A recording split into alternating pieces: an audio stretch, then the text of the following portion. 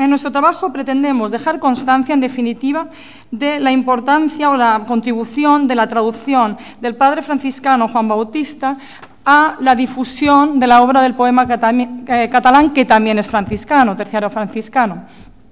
Como anécdota, para terminar, quisiera ser breve, apuntar el hecho de que el propio Verdaguer, también franciscano, hizo una pequeña también incursión en la traducción, traduciendo el poema Nerto del Premio Nobel de Literatura Frédéric Mistral, y además también se autotradujo en alguna ocasión. Algunos de los poemas que componen San Francesc, la obra, como el Desposorio de San Francisco con la pobreza, fueron traducidos del catalán al castellano también por el propio Verdaguer. Y con esto quisiera concluir. Muchas gracias.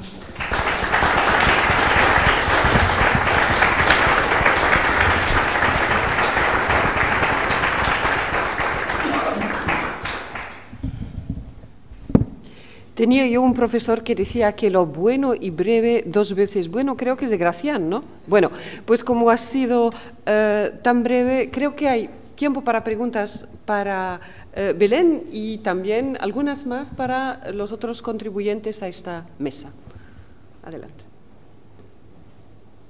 Hombre, yo no quiero atrapar la discusión y el comentario, pero el tema como me gusta y si nadie interviene, pues lo siento, aprovecho. Quería preguntarte, insistir o subrayar eso que has dicho, que efectivamente Verdaguer yo creo que está en los inicios de ese sanfranciscanismo cultural que se produce, pues que ocupa prácticamente todo el final del siglo XIX y el siglo XX, ya prácticamente hasta la mitad, pasando por, pues eso, hasta por Hermann Hesse, el autor del Siddhartha, pues antes hace un Demian, que es un tránsito, es una peregrinación a Asís, entre otros, ¿no? Y yo creo que eso habría que resaltarlo, y lo has dicho tú muy bien, cómo efectivamente en esa época Verdaguer se adelanta con mucho tiempo, incluso a Pardo Bazán y esto, que prácticamente esos son movimientos conversos, pero Verdaguer le salía desde el origen, y eso pues habría que subrayarlo como punto inicial. Creo yo, si no me corrigen los que saben más de esto, pues sí, habría que resaltarlo. Verdaguer como un punto alfa de esa ebullición sanfranciscanista, digo yo, sanfranciscanista que no es franciscano, se orienta a San Francisco.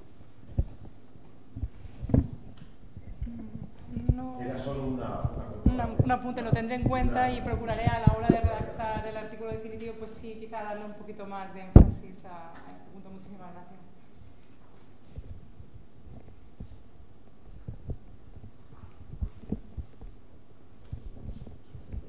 Sí, me permito añadir un dato más a lo que estaba comentando ahora el profesor Vega, que también en Valle Inclán, concretamente en la sonata de invierno, hay referencias a San Francisco, y en el mismo clima modernista creo que pues podría enmarcar también a otro personaje gallego que se ha dedicado a la figura de San Francisco, y no solo en la sonata de primavera, si quieres te puedo dar indicaciones más.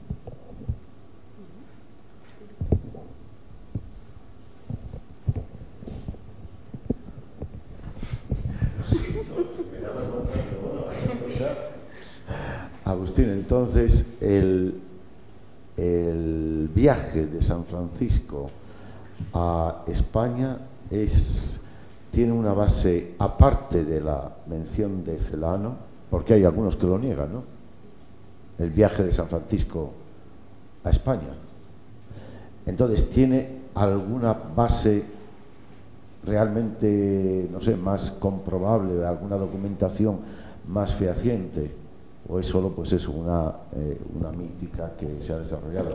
Yo me acuerdo que allá en la Catedral de Ciudad Rodrigo enseñan el único retrato auténtico de San Francisco, porque al parecer cuando pasó por ahí a San Francisco, pues el cantero se quedó tan impresionado que le fijó allá en piedra. Realmente existe, porque lo digo esto porque también hablando frecuentemente con Dianela, que está haciendo un puente entre Santiago y Asís, por todas esas referencias que tienen las dos ciudades para toda Europa, pues claro, se basa fundamentalmente en la realidad histórica, porque si no habría que decir eso de que si no ne vero viene trovato, pero no se revede, pero ¿hay alguna comprobación? A verla, hayla, es como las meigas. Lo que está claro es que, bueno, está claro, lo que casi nadie se atrevería a decir es que fue peregrino, o sea, que llegó a Santiago. Casi nadie lo dice, ni los mismos gallegos se atreven a decirlo, aunque hay la leyenda aquella de Cotolá y todo eso, porque si no, un hombre que llega a Santiago durante toda su vida presume, entre comillas, si se puede presumir de eso, de peregrino, y él no presume de peregrino. Pero era menor. Sí, bueno, pero eso... Las comprobaciones históricas, está esta que te he dicho, 14 años después de haber venido, que Celano lo diga, no dice fue a España o fue a Hispania, no, dice volviendo de España. Si hubiera vuelto de Francia, que no hubiera llegado a España, hubiera dicho vuelto de Francia, ¿no? Por tanto, ahí hay un argumento de bastante solidez. Otras fuentes también lo confirman, la segunda de Celano, San Buenaventura, etcétera, etcétera, hablan de ese viaje. Ya empiezan a incluir elementos más o menos fantasiosos, o más o menos, bien intencionados para dar solidez al viaje. ¿Cómo fue en realidad? Pues lo sabemos muy poco y tenemos nuestras dudas. Documentos extraños a la orden o extraños a ese paso de San Francisco, habría uno bastante interesante, que es en definitiva, que el Ayuntamiento de Gerona pide que se acoja a un novicio en el año 1280, que se acoja a un novicio porque en su casa habían acogido a San Francisco cuando había pasado por Gerona. Ese es un documento que ni los franciscanos hubieran admitido que fuera verdadero si no hubiera estado San Francisco, ni la gente de Gerona hubiera admitido como verdadero si no hubiera estado por Gerona. Con lo cual, algo habrá de histórico de ese viaje. Y además aparecen casi todas las fuentes. Bien.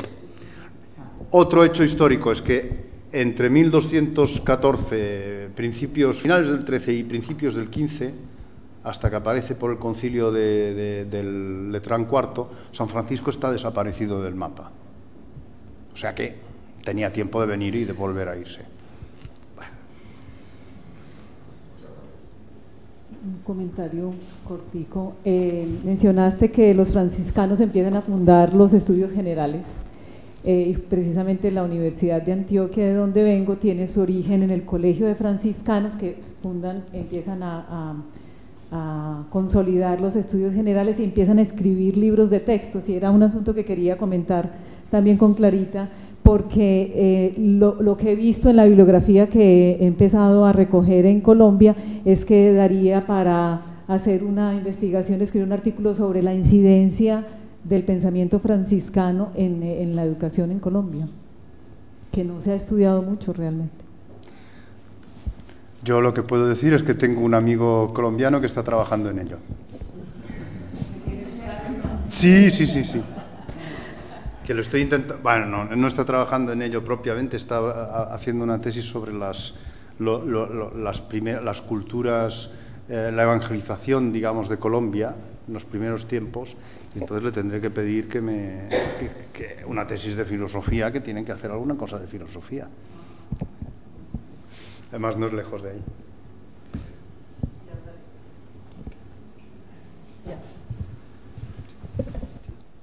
Bueno, hay que decir que uno de los primeros investigadores y publicadores del viaje de Francisco de Asís por tierras hispanas, sin duda fue nuestro fundador precisamente de la revista Archivo Iberoamericano y fundador de la primera comunidad interprovincial franciscana de Cisneros, Atanasio López. Atanasio López pone 29 supuestas comunidades o supuestos puntos de fraternidades que marcaron la huella del paso de Francisco de Asís por España. Lógicamente, en lugares tan peregrinos valga la expresión y el subrayado, que van, pues por ejemplo, Huete, por ejemplo, las villas entonces de Santander, Avilés, por supuesto Ciudad Rodrigo, que has nombrado, son 29, pero parece realmente absolutamente descartable. Sí que fueron peregrinos de la primera generación franciscana.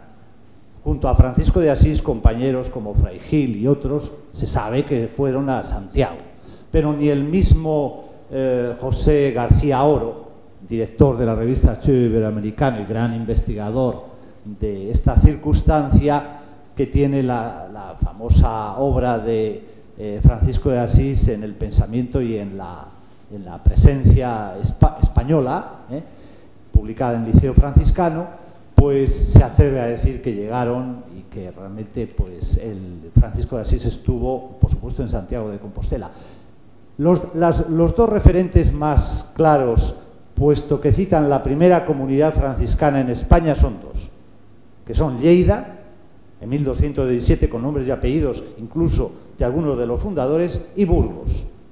Y lo hacen no precisamente a rebufo del Camino de Santiago, no, sino a rebufo de los trinitarios, que son los que ceden el solar y ceden otras cosas a los franciscanos. No olvidemos que el que está presentando al Papa Inocencio III,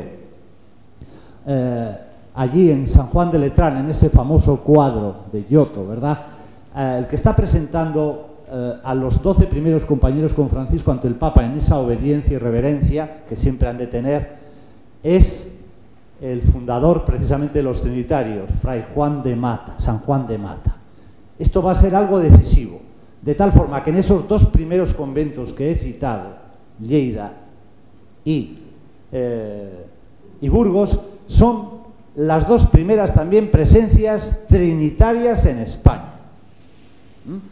Y en su refectorio nos consta que ya en el siglo XIV había un cuadro en ambos refectorios, en Avingaña, en Lleida, y en Burgos, en los Baillos Menores, cerca de la Puerta de San Gil, allí en la periferia, entonces la Puebla Nueva de Burgos, que estaba Juan de Mata lavando los pies a San Francisco Peregrino. Existía en ambas comunidades un cuadro que lo representaba.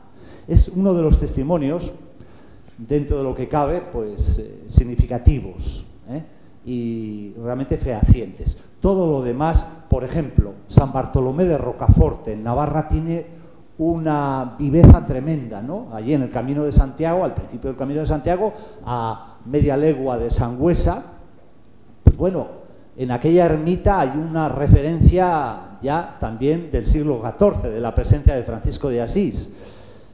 Pero afirmar con eso de callen barbas y hablen cartas, no hay mayor circunstancia.